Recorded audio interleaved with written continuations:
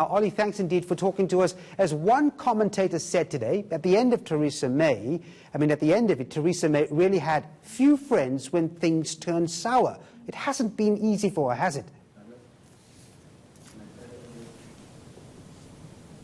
It's been an incredibly difficult few days, but an incredibly difficult 3 years, to be honest. That's the amount of time she spent in Downing Street. It does make her one of the shorter-serving UK Prime Ministers.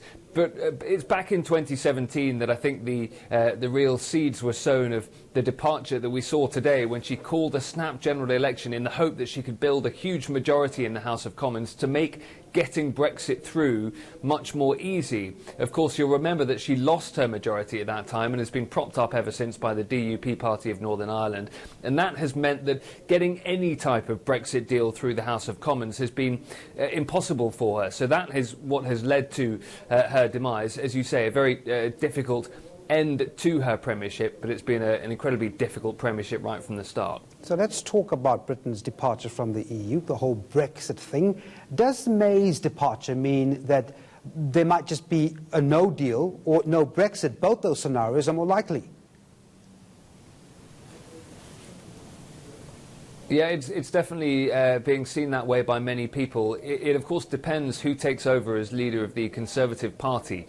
Now, the front runners at the moment include Boris Johnson, Dominic Raab, several what you might call Brexiteers who would be more minded to head towards a no-deal type of Brexit than Theresa May has been. She insisted throughout the early part of Brexit negotiations that no deal would be better than a bad deal. She changed her mind on that and came to an understanding with her aides in Downing Street that they actually felt that no deal would be catastrophic. But many Brexiteers in her party believe that no deal has to be on the table and would not be as bad as some of the predictions. So if it's a Boris Johnson or if it's a Dominic Raab, that does raise the prospect of no deal. That does mean that no deal is more likely. If you were to see a Remain supporting MP win out in the Tory party, then perhaps that raises the chances as well of Brexit not happening at all. If chaos ensues again, Brexit could be delayed, which you would think raises the chances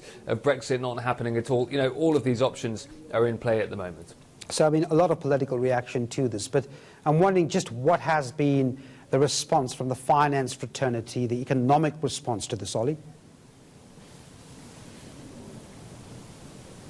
Well, in terms of intraday trading today, there was a little bit of volatility around, but not a huge amount of movement for the pound against international currencies. And that's really because what happened today has been priced in by many investors. They knew that Theresa May's resignation would have to come at some point.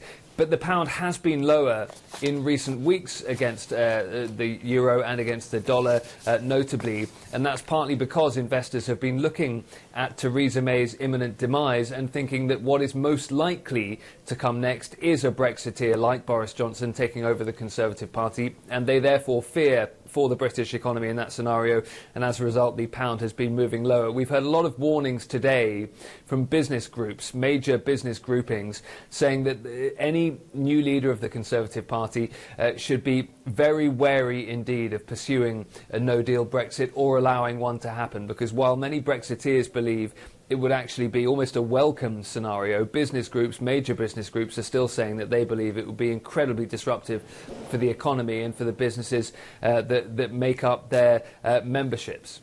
Ollie Barrett in London, thanks indeed for talking to us.